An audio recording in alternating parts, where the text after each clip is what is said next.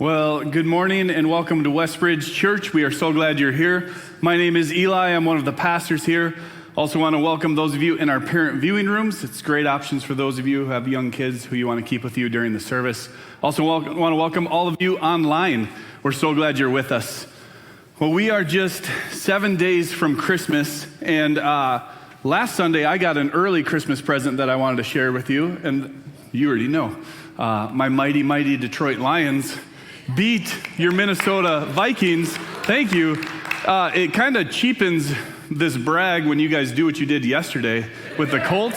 So you kind of ruined my opener. But I did look this up.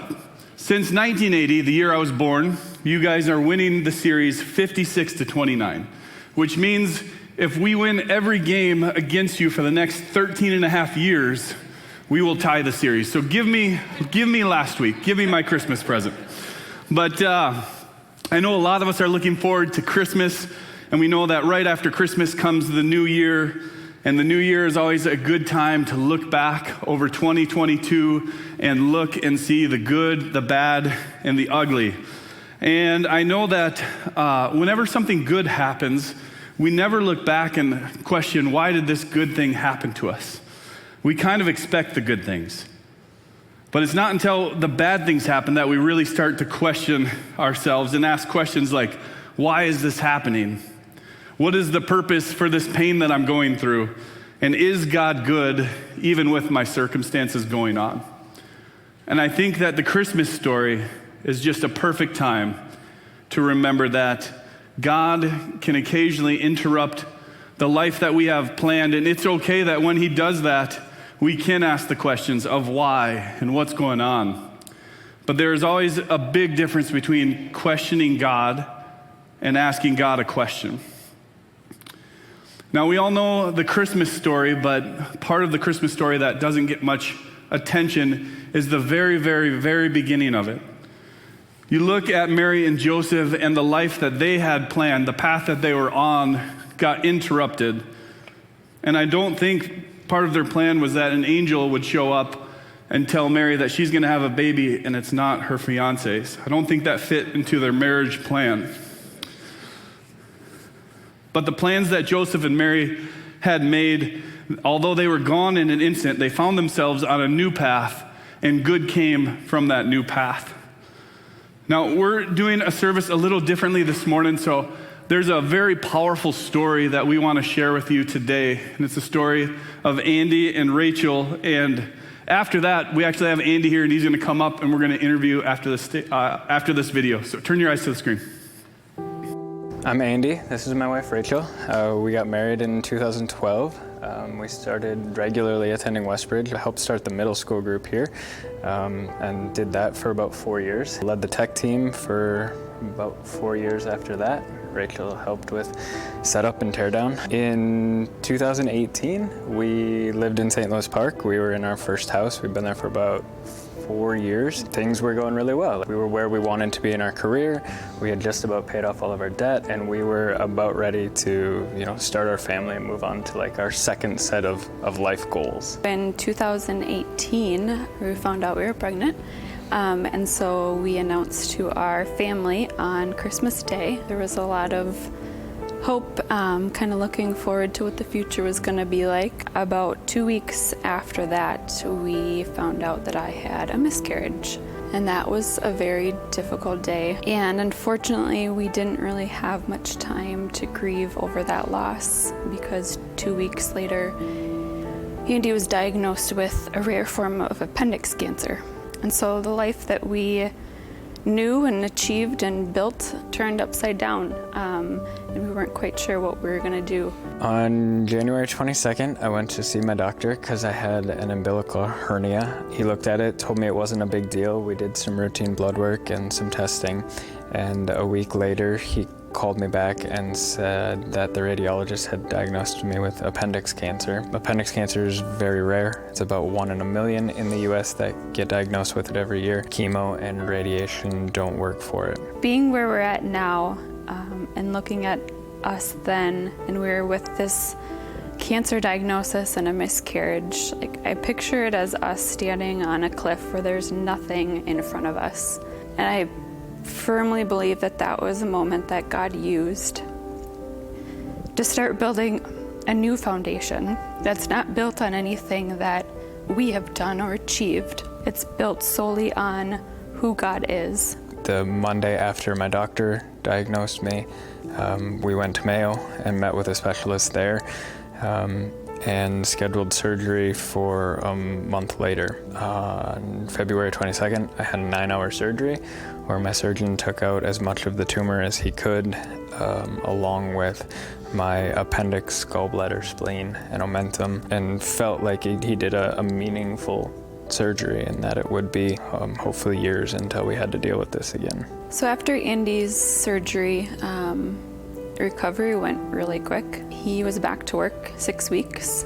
With that, we came up with the motto for hello today and live one day at a time. It's so easy to focus solely on the unknowns and the fears and what is to come when we don't even have control of it. And focusing on that robs us of what's happening right in front of us.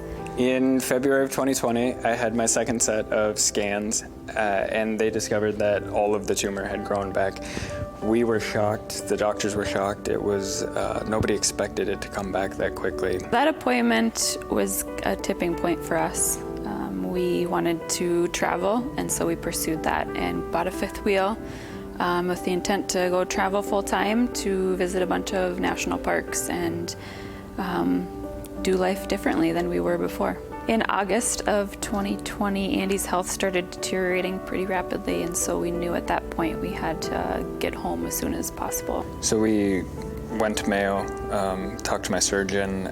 He told me at that point that it was inoperable. There was nothing else he could do for us surgically. They admitted me, got me stabilized, and on a feeding tube. We tried to get me eating again, get my stomach working, but they came to the conclusion that I wouldn't eat again and would need to be on artificial nutrition for the rest of my life.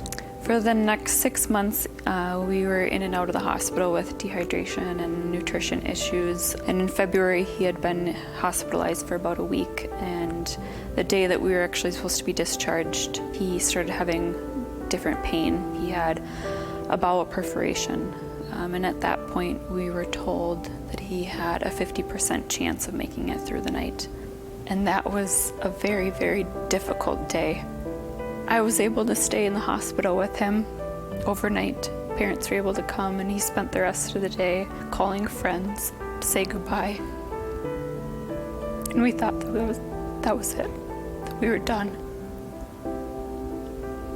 Obviously, I made it through the night and made it home from the hospital about a week later. My surgeons told me that it was time to start looking for hospice and getting my affairs in order. A couple months later, I got connected with a surgeon from the Cleveland Clinic. The doctor reached out and said he might be able to help. So we moved to Cleveland, and in September of 2021, I had an 18-hour transplant. They transplanted my stomach, liver, pancreas, and small bowel and removed the tumor. The one thing that comes to mind about where I've put my hope is when he was in ICU, and there was a time where I honestly didn't think he was going to make it. His body was shutting down for whatever reason, and there was literally nothing I could do in that moment. And so I remember myself sitting in the corner of this dark ICU room, repeating the word Jesus, Jesus, Jesus over and over again. And so for me, that's what I've put my hope in since day one. And understanding who God is, that He is good despite Andy's cancer. Who He is determined or based off of how our circumstances are going. That's what I've done my best to. I've failed many times, but to put my hope in that, yeah.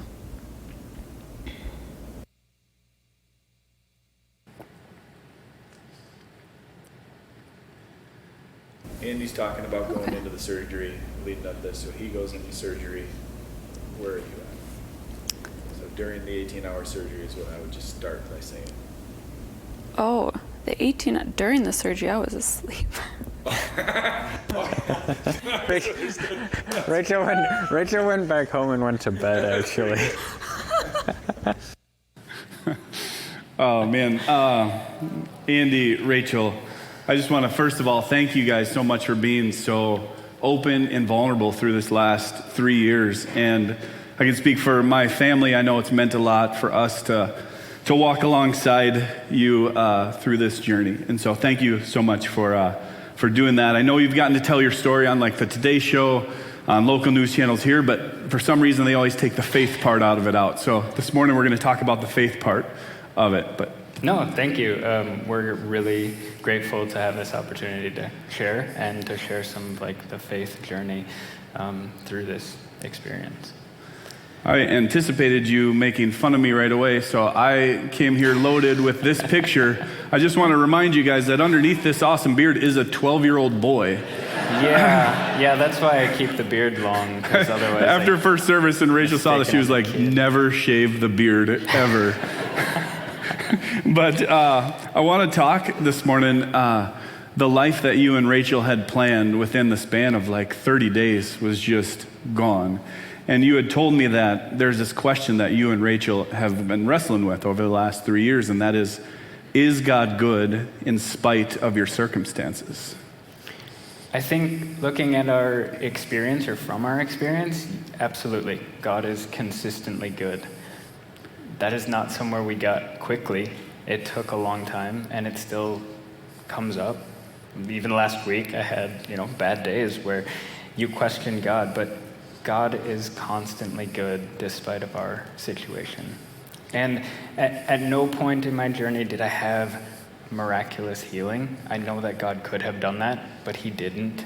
But he was still with us through the entire process, from the community that we had that came together and supported both of us through this journey, to the treatment options that opened up for no other possible way, but God set up that timing. So would a simplification of your story be that at one point you were sick and they were suffering and now you're healed? No, I don't think the point of our story is at all healing or continued health. I think that that's what we pray for every day. That's what we hope for. But ultimately, the main point of our story is how we got to grow closer to God through the suffering, and how God provided for us despite the really difficult times. Yeah.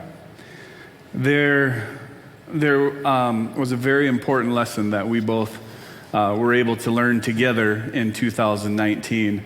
And Chandler touched on it a couple weeks ago, of this, that life is a mist, that no one is guaranteed or promised tomorrow. And after your surgery, you and I go out to lunch and we have this very open and honest conversation. So tell us about that. Yeah, we went to lunch. It was like 4 weeks after my surgery, and I knew that they hadn't gotten all the tumor, and so there was a really high chance that I was going to have to do the surgery again. And I told you, I don't think I can. Now that I knew what it was like, I don't think I could go through it again. And I feel like I'm a decent hype man, and so I'm at lunch and I'm like, you will do this surgery again. You will stay here for Rachel. You will be happy that it's happening to you. And I don't know if it landed or not, but I felt good about it. You tried. Yeah. And it was, the other big concern for me, for sure, was would it be wise for Rachel and I to try to start having kids again? I knew my life expectancy was shorter. And that fear of having a kid and then growing up without a dad was really difficult for me to deal with. Yeah, and that's something that really hit me and empathized with me, just because of losing my dad young in the first 7 years of my life, not having a dad. That's been a fear that I've been working through myself and still deal with, of dying young and leaving my kids without a dad. And so, but I remember I told you that no one is guaranteed tomorrow, and that I could drive home and get in a car accident, and that would be it for me.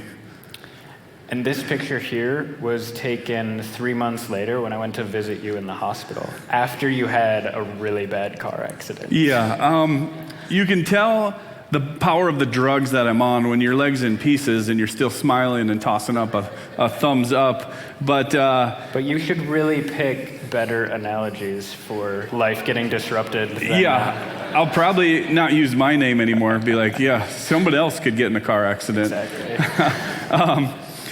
But I know over the last 3 years, to borrow words from the church, there's mountaintops, there's highs, there's lows, there's valleys. And I know your story's been filled with both. But what have these valleys, these low points, what have they taught you about suffering? So there's a really powerful section of verses in 1 Peter. It's 1 Peter 1, 3 through 7. And it says, "Blessed be the God and Father of our Lord Jesus Christ. According to his great mercy, he has caused us to be born again to a living hope through the resurrection of Jesus Christ from the dead, to an inheritance that is imperishable, undefilable, unfading, kept in heaven for you, who by God's power are being guarded through faith for a salvation to be revealed in the last times. In this we rejoice, though for a little while, if necessary, you have been grieved by various trials, so that the tested genuineness of your faith, more precious than gold that perishes though it is tested by fire, may be found to result in praise, glory, and honor at the revelation of Jesus Christ." I have two questions for you. One is, why could you not find a shorter verse about suffering that's easier to read? But also, what did that verse mean to you? It's a very wordy verse, I will admit that, but that verse in its entirety really captures the hope that we have as Christians and the hope that we have in the grace that God has extended to us. And it also makes it very clear that we will experience suffering. Suffering is a normal part of this life, and we will all go through it. But in those moments of suffering, we have this ultimate hope of a God who's with us and loves us, and in the end, we get to spend eternity with him. So let's go back to February of 2021, and that's when the doctor comes in and says, you're probably not going to make it through the night. Your hope of healing on this earth is gone. And can you just take us back to that night and tell us about that night? Yeah, so like Rachel said, in the video, I had a bowel perforation. The doctors couldn't find it. They couldn't operate on it. They told me we just had to let it heal on its own, which was about a 50-50 shot that night. And then they didn't think I'd leave the hospital. But we did, by the grace of God, made it through that night. And the rest of that week we spent getting stabilized, and I got put on IV nutrition, on a lot of pain meds, and just tell me, getting ready to head home. The night they told you we're probably not going to make it through the night, you and Rachel, you laid in bed for a while, and then you decided we probably need to make some phone calls. Yeah, so we were, that night, we were laying in bed just kind of shocked about being told that this was the end. We had discussed this before. We knew it was coming. We just didn't know it would happen so quickly. And we didn't know what to do. So Rachel laid in bed with me for a little bit, and then we just felt like we had to call some people and tell them what was going on and that we loved them. And so I called 8 family members and close friends and basically told them goodbye. And you were one of the people that made that list. I feel like you're saying that like you butt dialed me. Yeah, but was there was a lot of pain medication, so you never know. That phone call is something that I don't think I'll ever forget for a few reasons. One, I was in the stage of healing that the way to keep me going was Epsom salt baths. So I am taking a wonderful Saturday afternoon Epsom salt bath when you call, and I usually have a policy of like, I'm not going to answer the phone in the tub. But I felt like I needed to answer, and what really blew me away, what stood out to me was the peace that you had. And it wasn't that you were sad because you thought you had more time.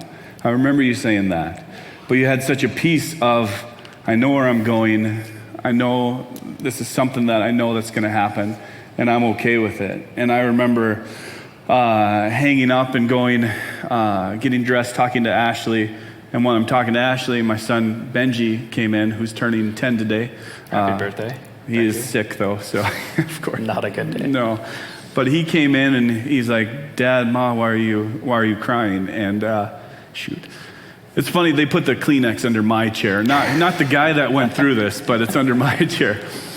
But I remember Benji coming in and saying, like, why are you crying? And I said, and we've been very open and honest with our kids throughout all of this, all of your journey. And I said, my friend Andy is going to go to heaven tonight. And his reaction still blows me away because he was like, that's awesome. He gets to see our dog. Like he was pumped for you. And, but I remember that night crawling into bed with him and he said, Dad, is Andy in heaven yet? And I said, I don't know.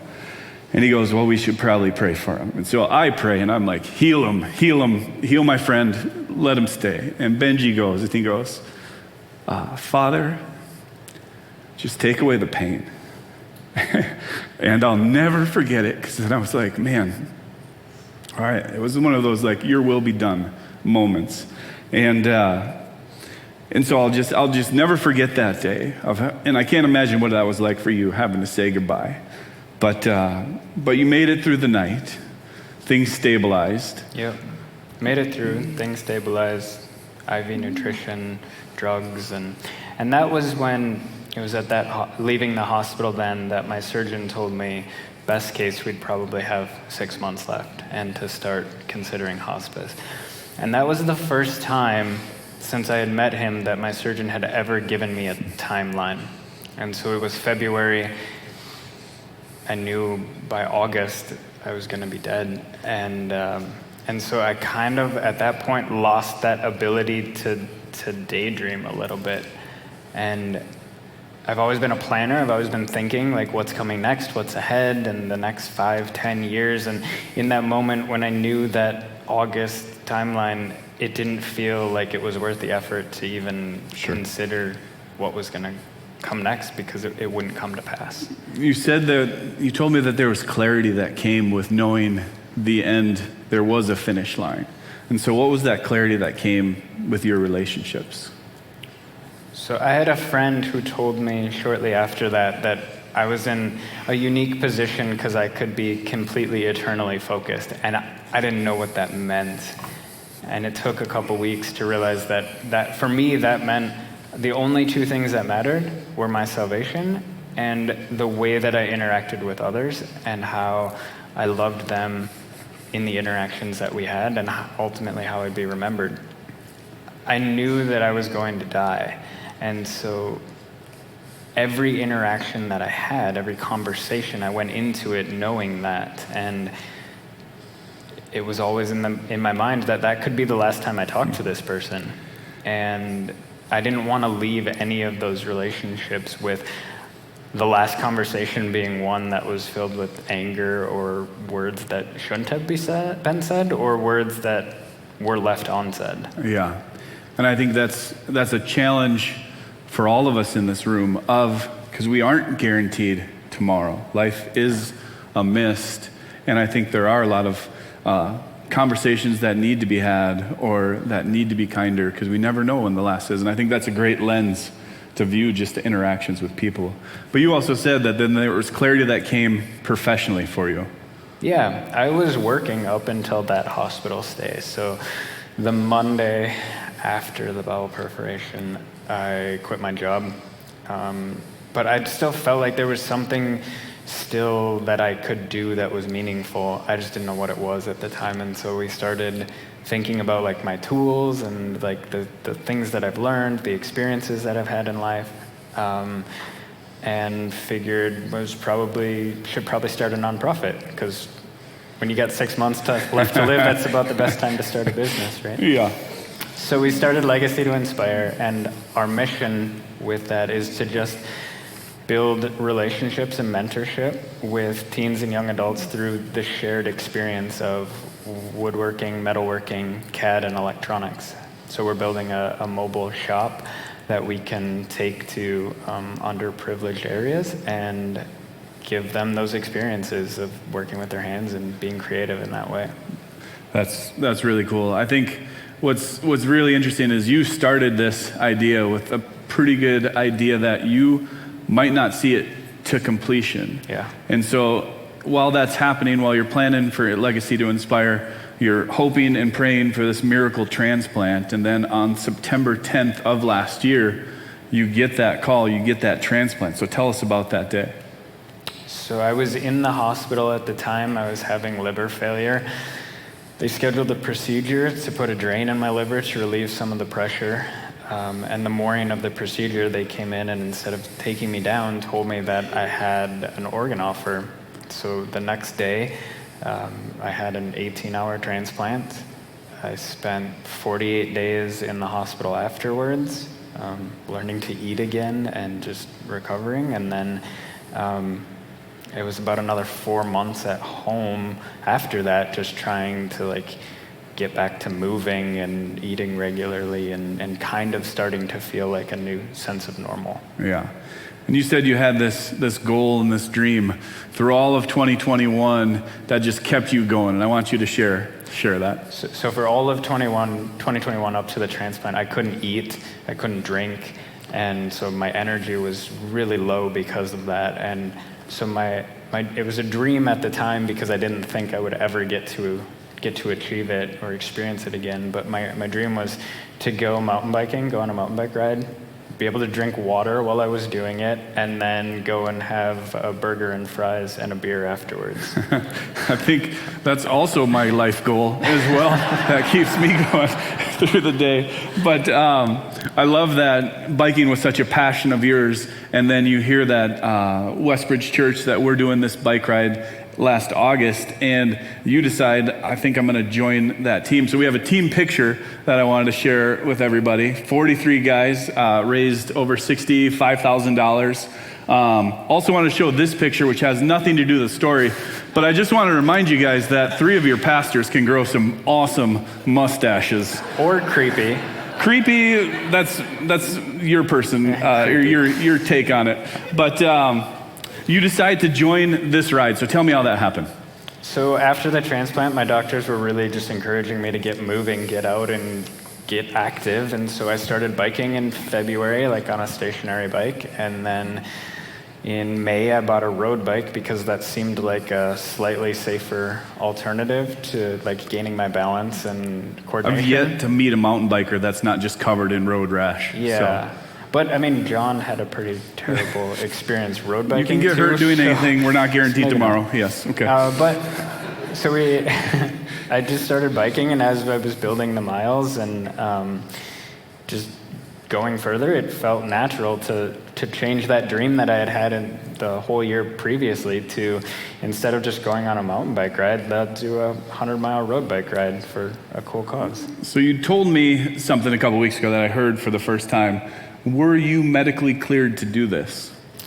So, no. The whole time my doctor's encouraging me to get active and get moving, and then he told me out of the blue that I should probably not ride 100 miles because I was going to have kidney failure and be on dialysis, and so I shouldn't ride more than 30 miles a day. But he told me that the day after I did a 60-mile ride, and so I figured he doesn't know what he's talking about. I don't need to listen to him. What does the doctor who saved your life know? Yeah. So you are training in Cleveland, you move back here, you're training with the 42 other guys, and the day of the ride comes. This is you at mile 50 with Rachel. You look great, you probably smelled terrible, but we leave this 50-mile stop, and we're met with just a crazy headwind, a terrible part of the course, and you get to that third and final stop before the finish line, and you decide that you need to tap out. So tell me about that, after training for so long and having this goal, having to tap out. Yeah, and so my agreement with Rachel to do it, the bike ride still against medical advice, was if I did feel really strained, I was going to stop. And I didn't expect that to happen, but it did. And having to watch you guys ride away from that 80-mile ride as I was walking my bike over to the car was incredibly difficult. But that's interesting because I think we all fall into that comparison trap. So I want to take you back to 11 months before. This is you, and I think if we tell this guy, hey, in 11 months you're going to ride 80 miles, you're going to feed yourself, you're going to drink your own water, you're going to go 80 miles, this guy would be blown away and probably would fight me and say I'm a liar. But you you still have that. I would have never believed that if you had told me that. And the miracle of the situation is not lost on me, that I was at death's door and I got a second chance at more time in life. And to be able to get back to eating and doing activity and ultimately going on, an 80-mile ride was amazing. But in that moment, it's really easy to fall into the comparison and see you guys go on to do the 100 and I only made it 80.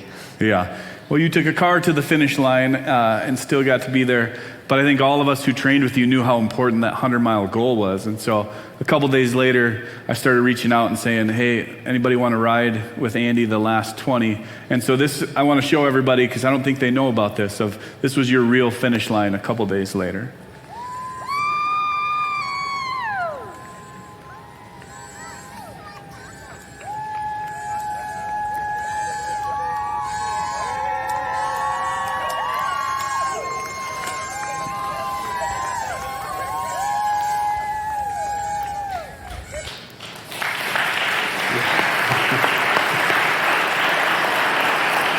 Yeah, and that experience, getting to finish that, was a huge high for me and for Rachel in this whole trip. And like you said, there's highs and lows throughout this whole experience and through everybody's life. And I think prior to my cancer diagnosis, I didn't really relate to God through worship music, which is kind of ironic to say, considering my job was to make the worship service happen here for 5 years. But it just wasn't that as meaningful to me, but it was very meaningful to Rachel. So for her birthday one year, we went to a Hillsong concert, and I heard a song that they have, it's called Highlands, for the first time, and it really, really struck with me, or resonated with me and stuck with me from that point on.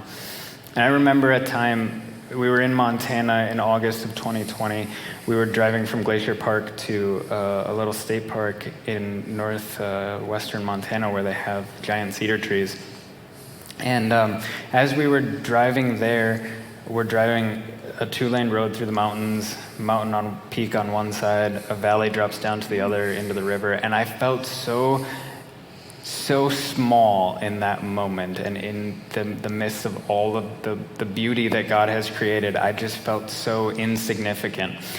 And this song was playing, Highlands, and there's a verse in it that goes, oh, how fast would you come running, if just to shadow me through the night, to trace my steps through all my failure and walk me out the other side. And I heard that, and we sang along with it, and I just started bawling, because I knew that as small as I felt and as insignificant as I felt at that moment, we have a God who would stop everything and come and just to walk with me through a dark night. And that experience was 2 weeks before I ended up at Mayo, being told my stomach was stopping and there was nothing else they could do. Yeah. Well, I think, like you said, the last 3 years, full of highs and lows and mountains and valleys. And so I want to ask you the same question we asked Rachel at the end, which is, who is God to you now? I think God is our hope. He is our loving creator. He is constant through whatever we go through, and he's going to be there with us and love us and guide us. And I think as Christians, our job is to partner with him in that and to, as best we can, love those around us through those situations.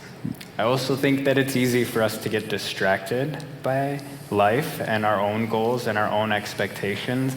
And unfortunately, suffering is one of the quickest ways for us to release those expectations and have an opportunity to realign with God and his plan and to be used by him in this life.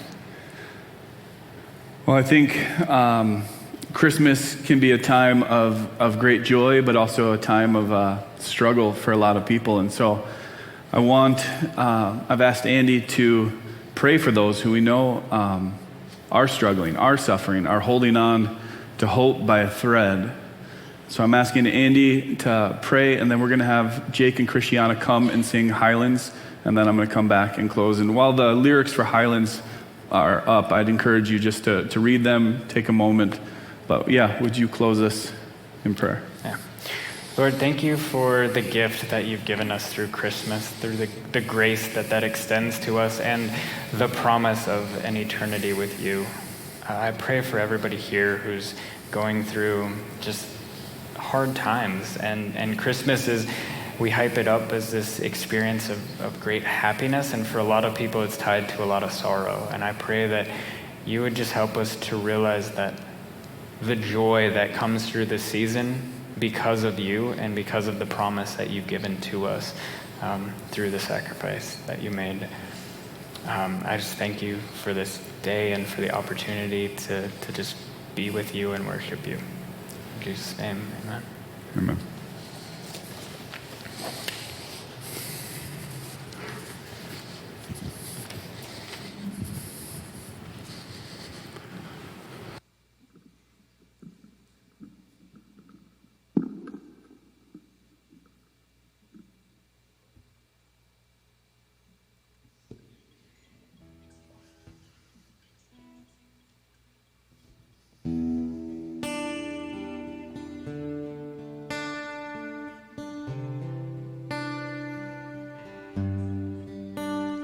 Oh, how far would I climb mountains if the mountains were where you hide? And oh, how far I'd scale the valleys if you grace the other side. And oh, how long have I chased rivers from lonely seas to where they against the rush of grace descending from the source of its supply. 'Cause in the highlands and the heartache, neither more nor less inclined, and I would search and stop at nothing. You're just not that hard.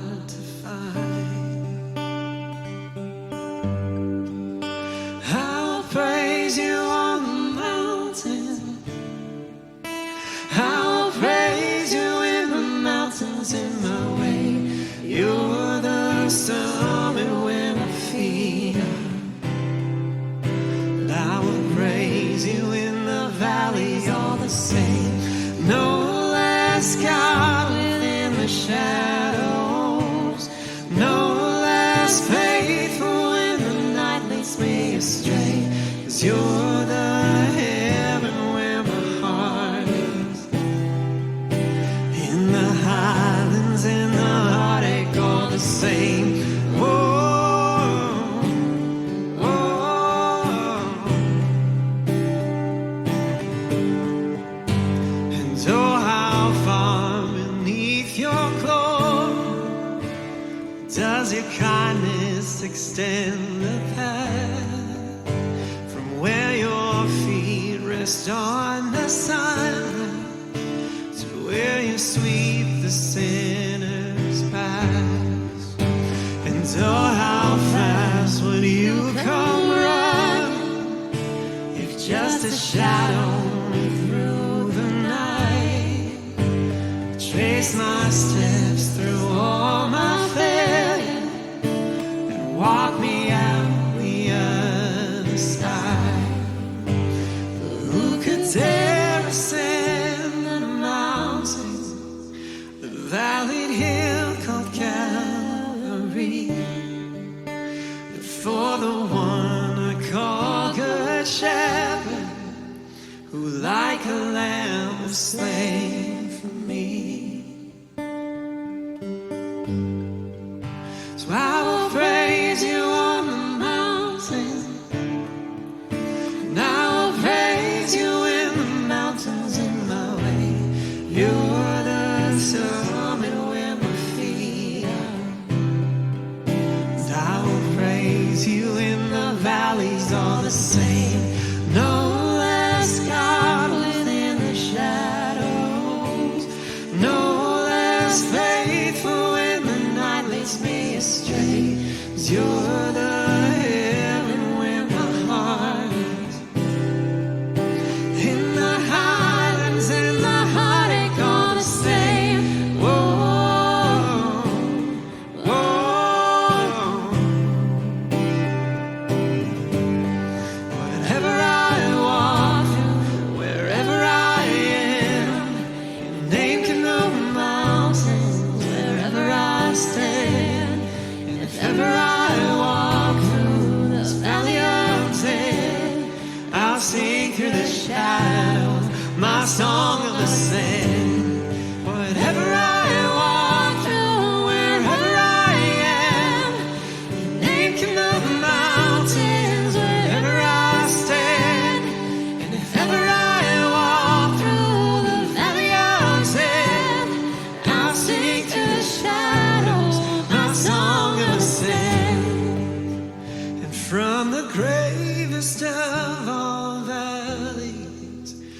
come the pastures we call grace, a mighty river flowing upwards from a deep but empty grave.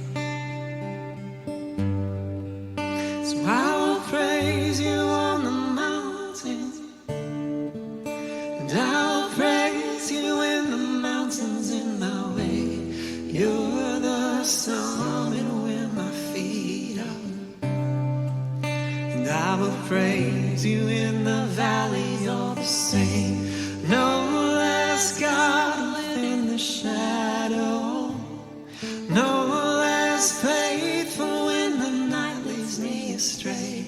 You're the heaven where my heart is, in the highlands, in the heartache of the sea.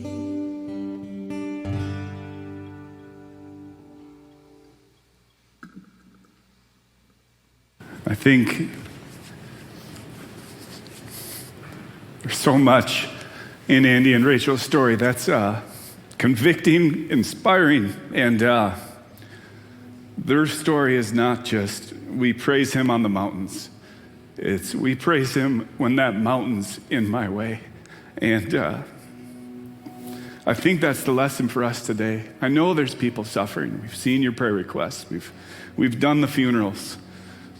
There's people holding on by a thread, and I get it, and I feel it.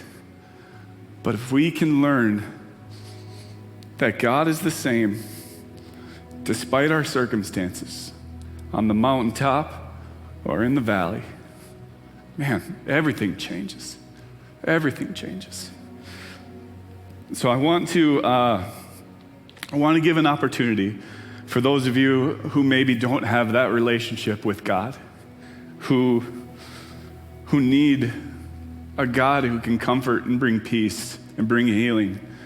And so I'm going to invite you right now, if you would like to say yes to God's invitation to be in your family, I want you to join with me now. We're going to pray a quick prayer. Father,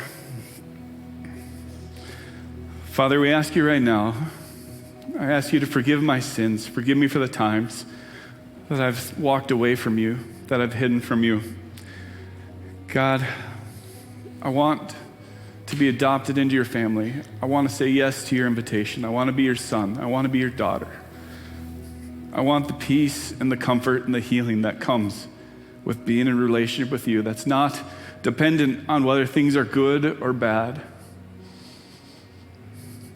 God, be my healer. Be my peace. Be my hope in a season of difficulty. We thank you for that. In your name, amen.